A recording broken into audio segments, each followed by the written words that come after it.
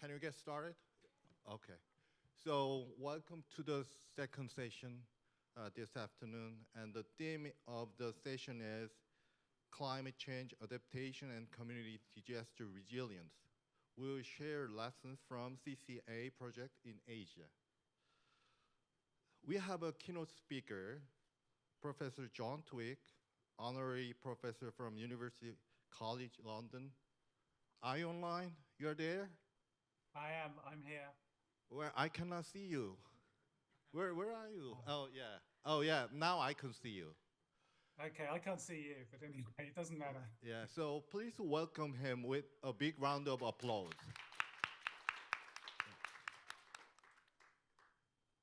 Yeah, Professor John Twick. So you will talk about the building resilience, right? I will. Yes. Okay. Right. Please get started. Okay. Well, first of all, thank you for inviting me to take part in this symposium and to explore together this really complex but important issue about building resilient communities. The presentation I'm giving is based partly on academic research, partly based on community-based initiatives, and partly on a project and a methodology called the Characteristics of a Disaster Resilient Community. Now, the idea of community is central to all sorts of thinking about disaster risk reduction. But formal disaster management agencies often undervalue other forms of social organization in crises. So that could be community-based organizations, it could be voluntary groups, it could be informal social groups, or it could even be families and extended families. And formal authorities often are a little bit uncomfortable with spontaneous response and recovery actions by affected communities, partly because they're not under official control. There are two sort of major myths or assumptions which one needs to challenge when talking about resilient communities and community responses in disasters. One is the notion that actually law and order breaks down during disasters and disasters stimulate panic. There's an enormous amount of evidence from around the world now to show that that is not the norm, that actually people collaborate and work together to deal with the urgent needs that emerge in disasters. We have a lot of talk on the news media about looting, for example, in disasters, and again it does happen, but it's not typical of what actually takes place in those kind of events. And this is really disappointing in a sense that the news media take that line when we've got years, even decades of research into community-based approaches. And that's identified the capacities and potential of all sorts of communities, formal and informal, and their activity and energy and roles in disaster response and recovery. So perhaps we also have to unpick this idea of what a community is in these sort of informal settings. The term is, we use the term a lot, we use it loosely, we use it inconsistently, and we probably need to think a little bit more about what it means in disaster, risk, and hazard contexts. So what I've been invited to kind of talk about today, as briefly as possible, I guess. By the way, do hurry me up if you think I'm being too slow. I'm looking at communities and disasters through the context of resilience. And I think to focus this, rather than to get involved in all sorts of broad and interesting and fascinating, but not necessarily specific and focused discussions about disaster resilience, I want to talk about one particular learning journey, which was initiated by a group of international NGOs based primarily in the UK, who tried to develop and apply tools for disaster risk reduction planning, research and analysis, find out something that would actually be useful to practitioners on the ground. And the central part of this was a piece of guidance for both practitioners and policymakers, and it was called the Characteristics of a Disaster Resilient Community. This was innovative, but it was also taking a risk because we hadn't tried this approach before. We hadn't tried it theoretically, and we hadn't tried it really in practice. what emerged from the process was the characteristics of a disaster resilient community, which I'll call the characteristics from now on because that's a bit quicker. And that's a resource and guidance note for all kinds of organizations working on disaster risk reduction and climate change adaptation initiatives, particularly at subnational and local levels and in partnership with communities. The original idea, and this is going back a long way now, the original publication was in 2007 by a group of international NGOs based in the UK. And we produced a second version in 2009 in English, Spanish, French, and Bahasa. And we field tested the first iteration of the characteristics in different locations, and then we revisited the original plans and the original ideas and the processes to see whether the theory and the practice fitted together. So we had a resource at the end of this that was aimed at potentially a wide range of users and practitioners. It's generally applied for project and program planners and managers, much more than for policymakers. It's also aimed at academics. Academics use the model quite a lot. And it identifies different elements of resilience. It tells us something of what a disaster resilient community might look like. And it provides ideas to potential users about how to make further progress. And the idea is that users don't have to read pages and pages and pages of manuals. It's that they can quickly and easily select the information and ideas that they need from the resource in order to support their own needs. And that, in doing so, that increases communities' capacities. We decided very categorically that we didn't want a manual in the conventional sense. We wanted a resource. A resource can be used and adapted in different ways to explore ideas, stimulate discussion amongst different groups of stakeholders. And it seems a lot of users as well as a lot of researchers want to acknowledge the value of adaptation and modification and flexibility in this kind of context. So that was back in 2007 when we worked on that originally, or started it off. Now there's a lot of practitioner interest in DRR frameworks, DRR toolkits, and all sorts, a lot of which draw on the characteristics publication, but also on other publications and experiences too. International NGOs, for example, have been quite keen on this. If anyone's seen Goals ARC-D toolkit, which has, I think, 30 resilience components related to 8 critical systems, you can see the kind of take-up and the kind of depth and breadth that is involved in these processes. How did this particular approach come about and what's its perceived value? Well, we're not entirely sure when it started. It was a long time ago, I have to say. But it arose, it became visible in the early 2000s, I think. And the stimulus for this, and this may be something we'll think about going forward, the stimulus for this was really the Hyogo Framework for Action, which was launched by the UN in 2005. That was the global blueprint for DRR efforts, and it was a major driving force in policy and practice. It was important in developing institutions, policies, and legislation. And it stimulated national and local efforts and helped to strengthen cooperation internationally as well, so the various policies, strategies, and plans. And there was more interest in harmonizing strategies as well. And a key player at that time was a group which I don't think exists anymore, and certainly not talked about, called the Prevention Consortium, which was created in 2000 and hosted by the World Bank and then subsequently by the IFRC. And that provided a forum to discuss and debate and stimulate new ideas on disaster risk reduction and more collaborations. And it helped to broker links between different actors. It included humanitarian agencies, development agencies, national governments, UN organizations, the Red Cross movement, academia, civil society, private sector even. So Prevention took a particular interest in harmonizing strategies and approaches. So rather than just everybody going their own way and developing their own tools and methods, and then you end up with a lot of diversity, but not a lot of coherence, perhaps. But we were also, I was involved in this as part of the program. We were trying to explore and develop tools that were particularly relevant for programming, for disaster risk reduction programming, for mitigation programming, and so on. And we came out with a set of methodologies for assessing risks and the benefits of mitigation.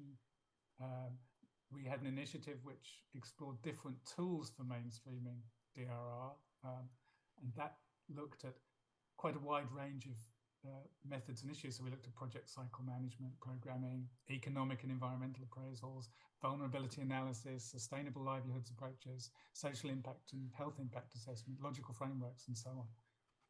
It was very wide-ranging. At the same time, and I'm still talking historically about this, the UK government was taking a bigger interest in actually supporting work that we were debating in the NGO sector about what a disaster resilient community ought to look like and how we'd develop indicators to assess this. And the output of that was the comprehensive, multi-hazard, multi-context set of resilience characteristics, which was published in 2007. That is a long time ago, I admit. And it's published as Characteristics of a Disaster Resilient Community, the guidance note. And that was widely publicized and shared by different agencies because there was a demand for it. Nobody had written anything like that before. Nothing had been available quite like that before. So it was an opportunity all round. Doing it on paper was pretty challenging. Doing field testing it was even more challenging in some ways. Agencies were invited to pilot and give feedback, and that was really, really helpful. It meant that we could have a process rather than having to make sort of one-off decisions. And the progress was pretty quick, actually. The first version, based on a desk review, emerged in 2007. And feedback was, I have this, it was in quote in the report, was almost overwhelming. But we didn't have much framework or structure available for understanding the HFA's impact at the grassroots at that stage. And we had to expand and revise the characteristics as one does when you actually hit the field and hit reality. So we field tested the original guidance, which was published a couple of years later. And since then, it's been adopted or adapted by relief and development NGOs and agencies all around the world. So that they include Caribbean Disaster Emergency Management Agency, SEDEMA, the international NGO GOAL, which is based in Ireland. And its characteristics is still a key reference on community resilience. And other organizations involved include Arab International Development and IFRC, who produced their own publication, Characteristics of a Safe and Resilient Community. That was in 2011. So what we have in this, I won't say it's a final output because I don't know if we'll ever review it or renew it or revise it again, but it's based on a set of tables setting out different characteristics, and the characteristics are set out under different thematic headings, and they represent the main potential areas of DRR intervention based kind of historically, if you like, on the Hyogo framework. We have 5 thematic areas, which are quite broad, 28 components of resilience, which are a bit more specific, and then 167 individual characteristics of potential characteristics of a resilient community. Don't panic. I mean, the process of selecting and arranging characteristics does not involve looking at all 167 of them. It's a basis for conversation. It's for users to choose which characteristics are relevant to them and to different stakeholders, and to how you might want to join ideas or how you might want to elaborate upon them or modify them and so on. So the idea is to be really quite comprehensive. So you include governance, you include risk assessment, you include knowledge and education, such as public awareness and so on. And then a lot of action on the ground in terms of risk management, natural resource management, sustainable livelihoods, social protection, physical protection like structural and technical measures, financial instruments and so on, as well as a lot of standard disaster preparedness and response ideas, organizational capacities, coordination, early warning systems, contingency planning, etc., etc. So there was a lot of momentum there. The interesting question is always what, you've achieved all this, what does it mean in theory and practice? And particularly, and this is the bit which we often forget, especially if you're in academia like I am, what does that mean for poor and vulnerable communities? What does that mean for actual community resilience and community-based action? How do you follow that up? Is it just a one-off? You know, you've produced all these tools and methods and ideas and processes and what have you. How do you make sure that that has an ongoing life and isn't simply a one-off? And I think we've all been part of really quite exciting projects which ended up as one-off projects and never really progressed beyond that. In the case of the characteristics, we actually did a follow-up fieldwork by, I think it was 5 agencies who'd been involved with fact-finding visits, workshops, and dialogues in different countries. And that was published in 2011, I think, as a learning review. And again, it just opened up space for reflection, for debate and discussion, and crucially for giving more voice to community members who might otherwise be marginalized or overlooked.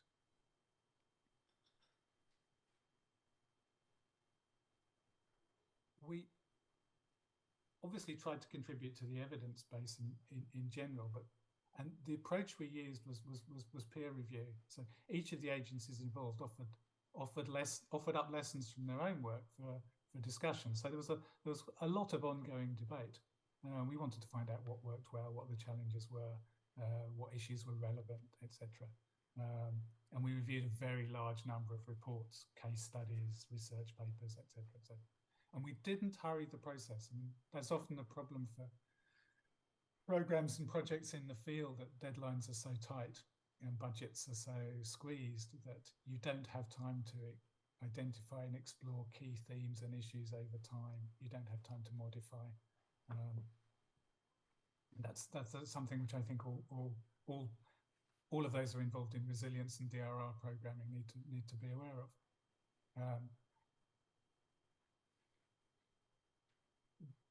Interestingly, and I still think this is something that we perhaps don't highlight enough even now.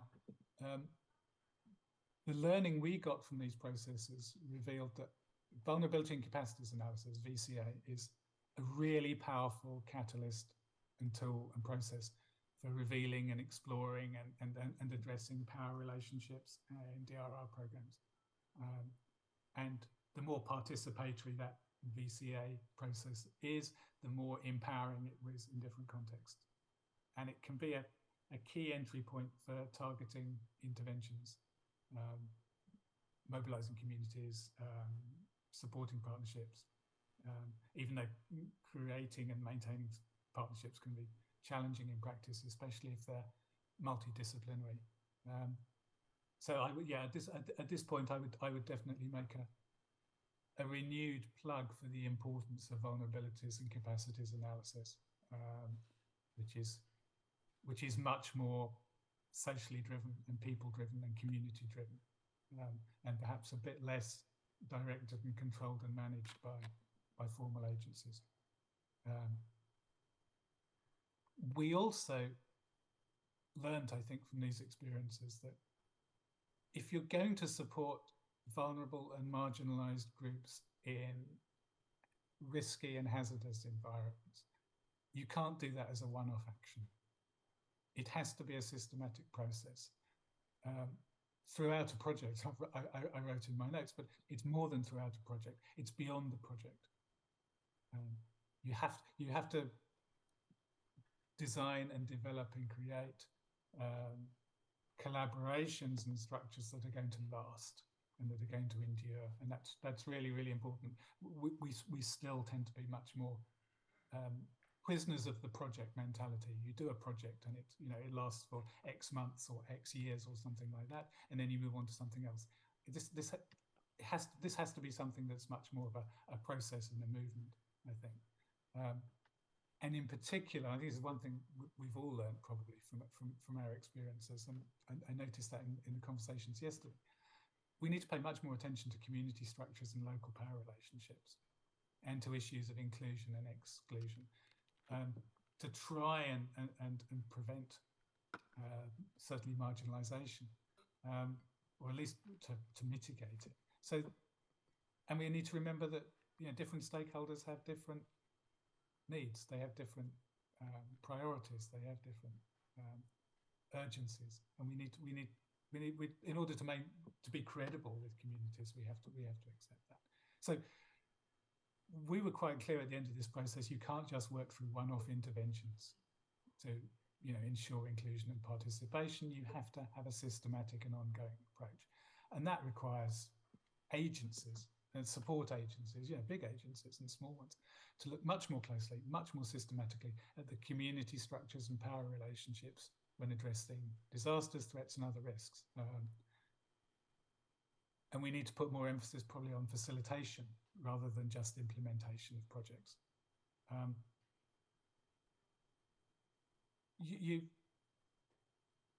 So all this knowledge and understanding, I think, is obviously very valuable. It probably raises more questions than it answers in some cases.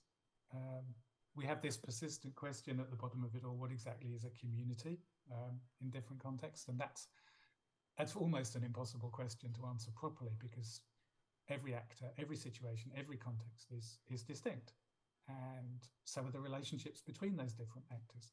And we all know that communities aren't single homogeneous entities. They can include very diverse interests, occupations, wealth, social status, ethnicity, etc., belief systems even. But a fundamental tenet of all of this should be to recognise the primary roles of local people in their communities as key actors in DRR. We need to remember communities are never static. They're flexible and they're adaptive. They adjust to all the changes and pressures and threats and opportunities that exist for them, even in challenging times of hardship. And community-based DRR keeps throwing up different questions and challenges to practitioners and researchers. Where and how do really fundamental issues of participation, inclusion, equality, accountability, and empowerment fit within DRR discourse? Does DRR discourse and do DRR actors pay enough attention to some of those, inclusion and empowerment issues? And how do we account for, or engage with, or embrace, or learn from other and newer issues, perhaps? I mean, intersectionality has now become a bit of a buzzword, I notice, and there is now work on intersectional approaches to vulnerability reduction and resilience building.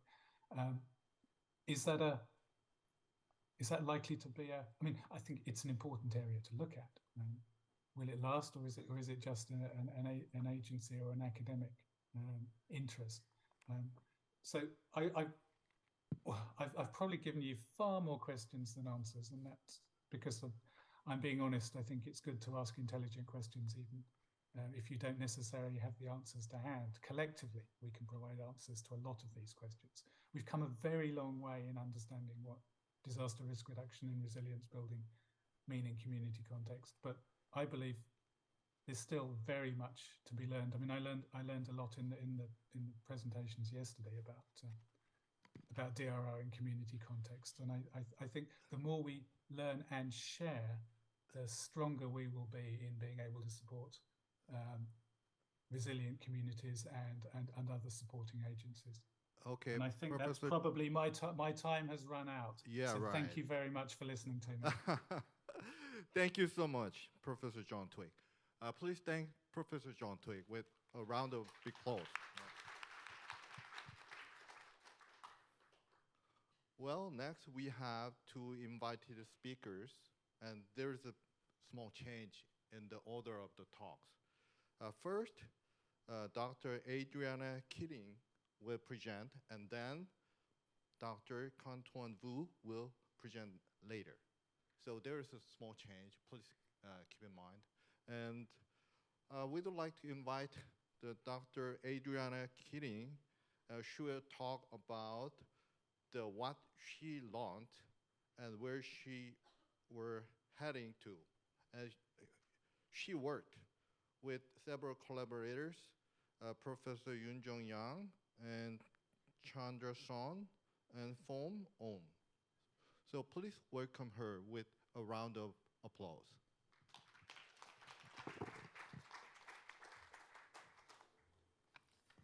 Thank you so much, Professor, for that wonderful introduction. Okay, thank you. So I am Dr. Adriana Keating from the International Institute for Applied Systems Analysis, which is based in Austria, but I'm currently based in Australia. Just a couple of letters difference there.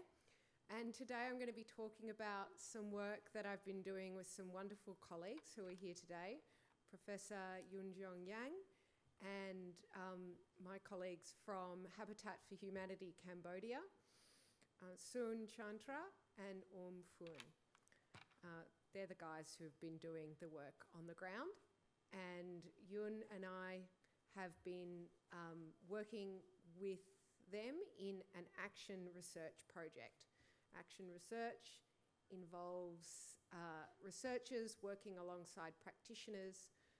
It means practice that is informed by research, but is also informing research. And that's some of the things I'm going to be reflecting on today. I think Professor Twigg raised a number of really important questions about disaster resilience and community and measurement.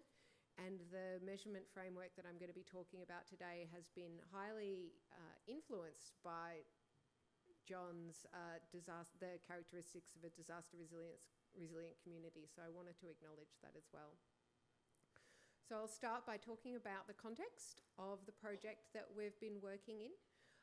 I'll present some preliminary time series findings and learnings that we've had in applying this resilience measurement approach at 2 time steps in 3 communities.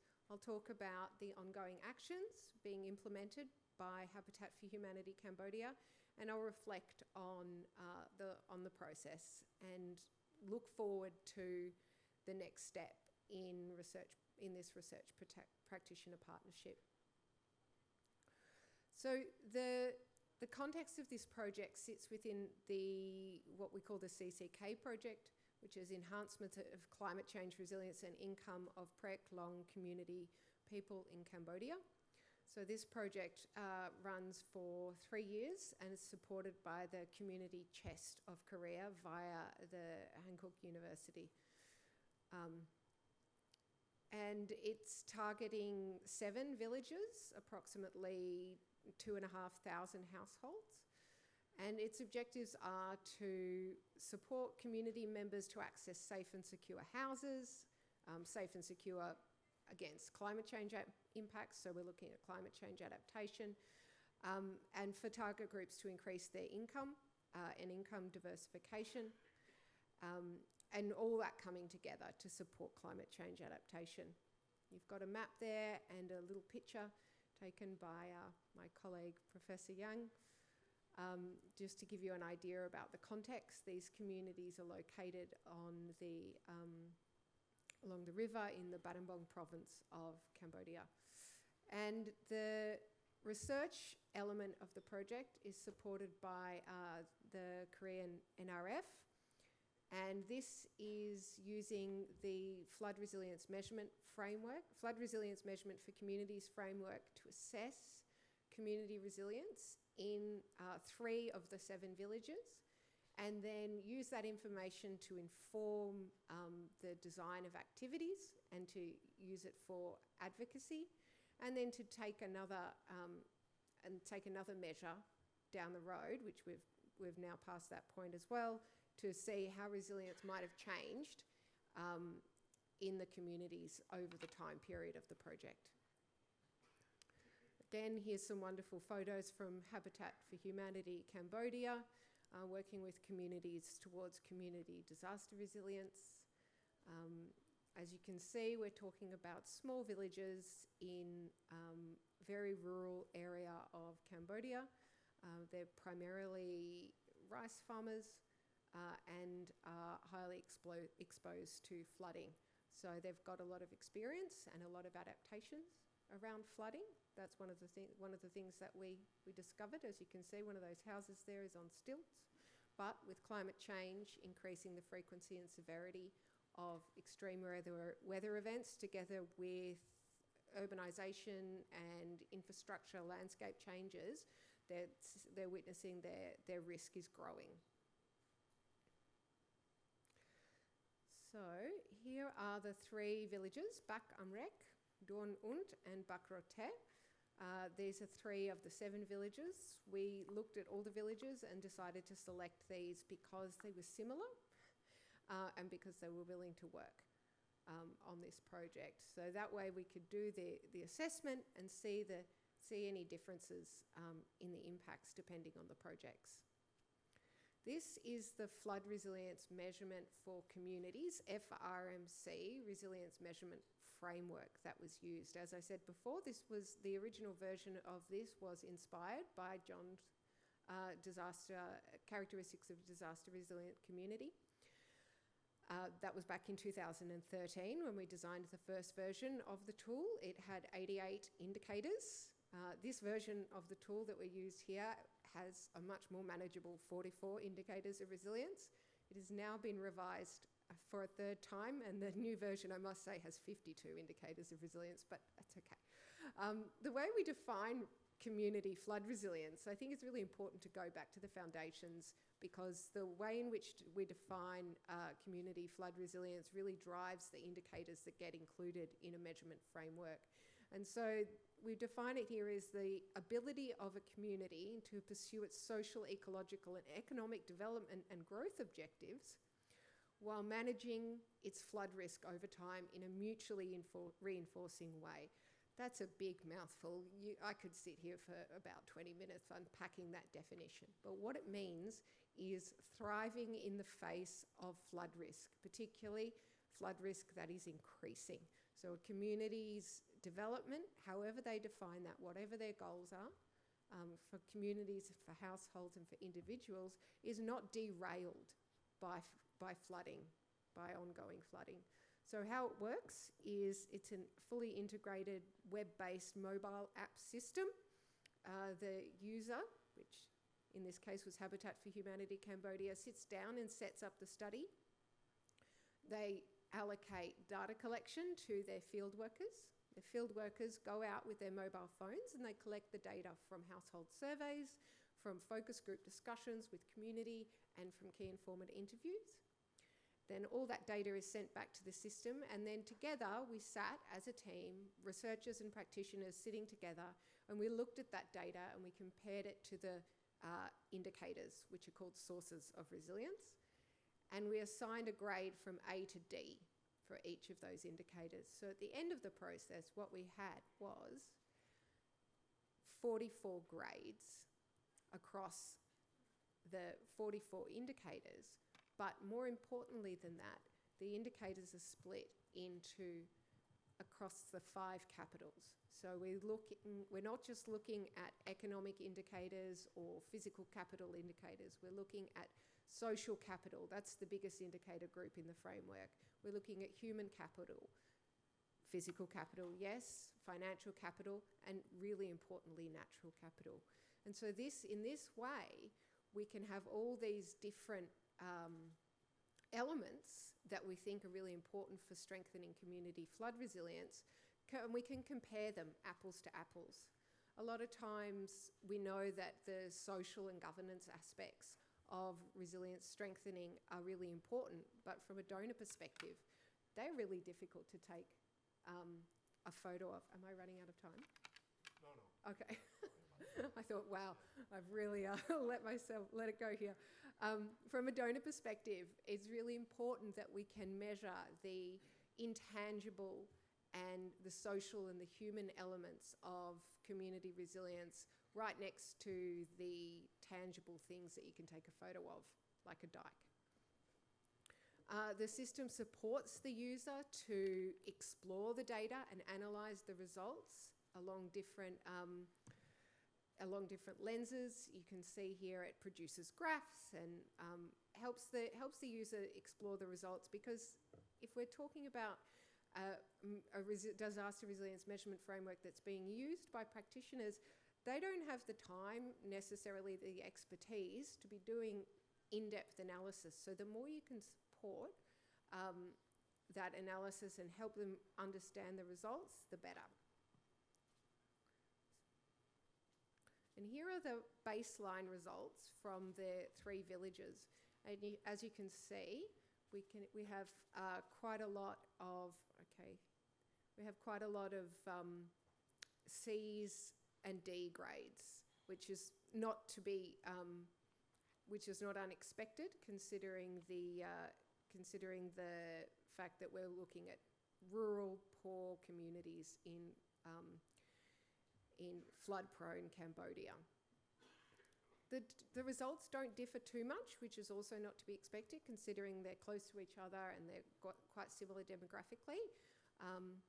But they do differ a little bit, and that's what I want to look at now. So here's the grade change from T0, the first time step, and T1, where we took the measure again for the village of Bak Amrek.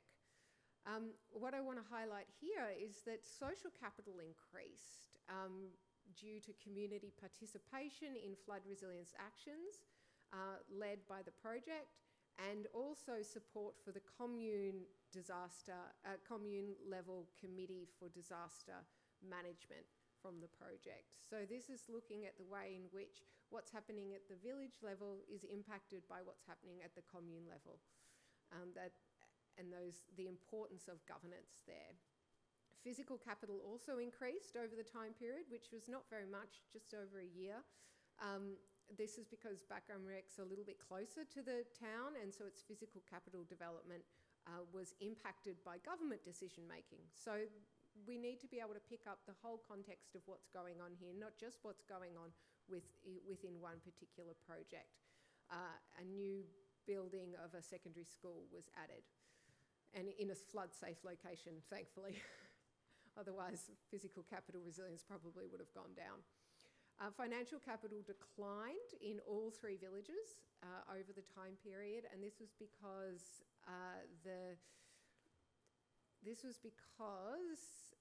more favourable loan conditions that had been made available during COVID were then withdrawn, and we actually picked that up in the data. So that was unfortunate. Bakrote, I want to highlight here that we have quite a strong increase in physical capital from the improvement of the early warning system due to the project, as well as some development due to government initiatives.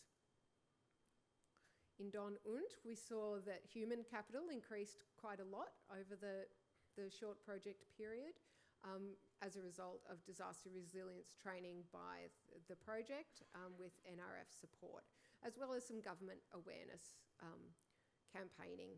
You know, some of the issues and some of the changes are similar right across the three villages, so I've just tried to highlight some interesting findings there. The ongoing local actions being implemented, we've got the community awareness campaign Clean Community to enhance the community's knowledge and contribute to behaviour change for sustainable natural resource management and waste management. Water filter distribution to enhance community drinking water always, but also in particular in the time of disasters and floods. Road renovation, I can't see that over there. I hope this one... Yeah. Have a few minutes. Okay, I'll try and wrap up. Road renovation and boat rescue for flood emergency support to improve the emergency support and save lives during floods. Really, oftentimes we want to talk about deep systemic change and climate change adaptation. Yes, absolutely, that's what I'm all about. But we also have to meet people's immediate needs. And for these guys, it was about boats for flood protection, for flood emergency response. So reflecting on some of John's questions, you know, I really feel that by using a standardized measure of resilience, we can generate these evidence-based insights about the strengths, the weaknesses, and the trends over time. Chatting with my Habitat for Humanity Cambodia colleagues, what they said was that the tool didn't necessarily highlight anything that they didn't know. They had a good sense, they've been working with these communities for a long time, they have a good sense of what's going on. But what it does provide them with is an evidence-backed data source to say, these are the issues here. We've got a measurement framework that we can track, and they can use that for advocating with other donors, with local authorities and that kind of thing, to get to get the other really important stakeholders on board. And so I think that that's the use of a standardized measure is often has a lot of value in that sustainability of the program and getting other stakeholders on board that we often forget about. By using the measurement framework, we found evidence that the CCK project is substantially contributing to human and social capital. We generated insights regarding the financial, physical and natural capital conditions in the community. And I would conclude that action research projects and the use of resilience measurement frameworks enables a priority setting and impact evaluation for on-the-ground work. That's the primary benefit of it. But we also like to learn and continue to stand on the shoulders of giants. And so the research that is enabled by this kind of use in an on-the-ground project is invaluable for sharing with others and spreading knowledge and insights. So what's next? For the further small grants to encourage and support community-based initiatives, and tackling the challenges that inevitably come with any community-based project, particularly around ownership and sustainability of the impacts of the project and the outcomes of the project. Limited understanding within the project about the community's power relationships and cultural issues. That's something that we've talked about needing to explore in more depth as the research and as the action research deepens. And gaps in funds to support rigorous research capacities and evidence-based projects. This is something that I think we're all familiar with. And finally, scaling up the identified priorities, bringing in other stakeholders so that the community can experience deep systemic change and enhance its flood resilience. Thank you. Thank you very much. Yeah, with the limited time, we will proceed to the next invited talk. The next speaker is Dr. Quantuan Vu. He's from ISAET Vietnam, and he will present regarding the community flood resilience. Yeah. Please welcome him with a big round of applause. Thank you.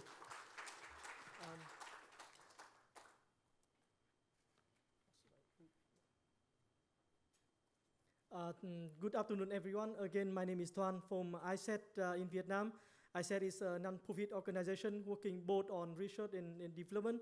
Our headquarters is in the US, and we have been working in Vietnam for almost 15 years now.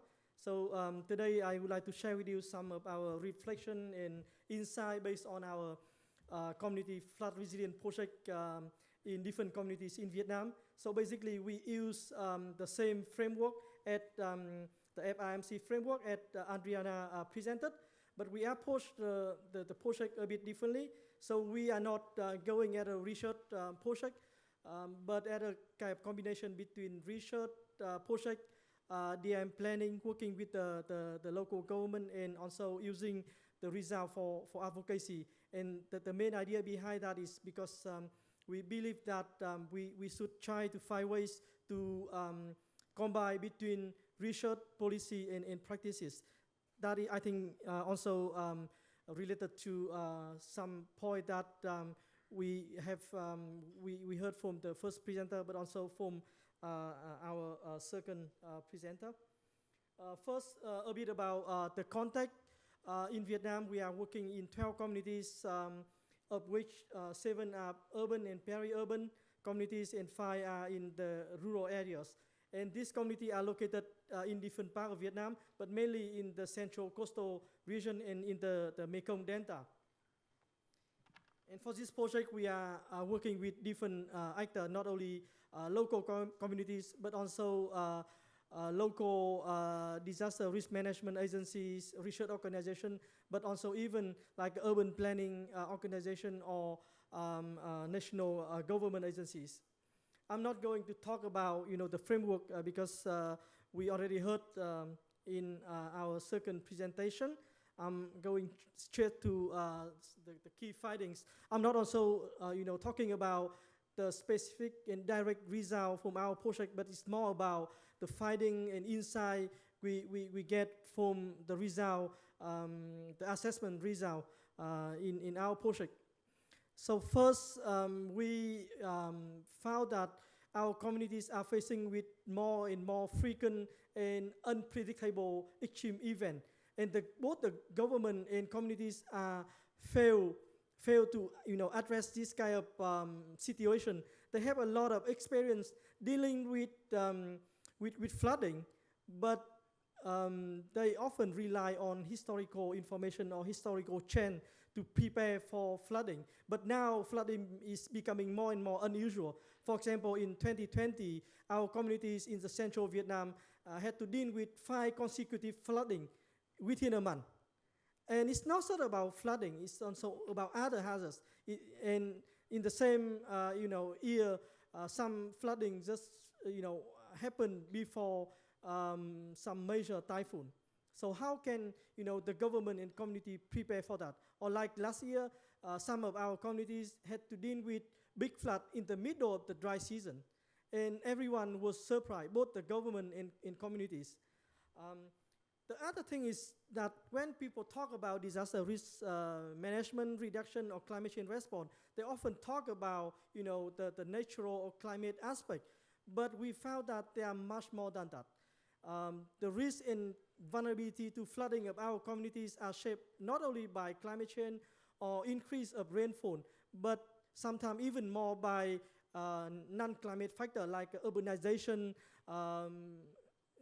deforestation in the upstream area, or operation of upstream dam, especially in the Mekong Delta, or even when we talk about urbanization of urban communities, we have to deal with the problem of the depletion of natural capital, like we are losing a lot of room for water, like a pond, lake, river, and canal are now filled up by soil to build new city or new urban areas. In the figure here, you can see the decrease of natural area in one of our communities. That is the study we conducted a few years ago. And after 30 years, more than 70% of the natural area or green areas in the city lost. And then when it comes to the urban area, like in Vietnam, we are a very vulnerable countries to disaster and climate change. And so far, people often think that rural areas are more vulnerable. At the result, a lot of effort has been paid to rural area. But we found that urban and peri-urban area are increasingly vulnerable, and it has received limited attention. And the problem is not just about the concentration of people, economic activities, or expensive infrastructure, but also the people there. There are a number of groups in the urban context that are really vulnerable to climate change in general and to flooding in particular, like the informal group, for example. In big cities like Hanoi and Ho Chi Minh City, there are a lot of poor people coming from outside. They go there, but they receive nothing from the government. Even after major flooding, and they get a lot of damages, but they receive nothing because they are not registered at like urban resident. Or people are affected by problem with like suspended urbanization. In one of our communities, we found that 80% of households there living in a really poor housing condition. And the problem is not just because they don't have money. A number of them have money to upgrade or to build a new house, but they cannot do it because the whole community are located in the area planned for urbanization. And by law, they cannot do nothing. So they have to suffer from flood for more than 10 years now, and they cannot do nothing, anything.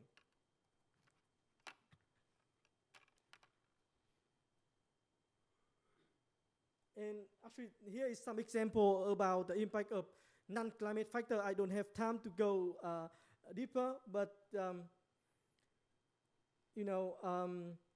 a lot of factors. So here's some example about the impact of urbanization or impact of land subsidence in the Mekong Delta. In some communities, the land subsidence rate is about 2 centimeters a year. So after 20 years, the community will lost like 40 centimeters. Or the problem with waste management that also contribute to exacerbate flooding.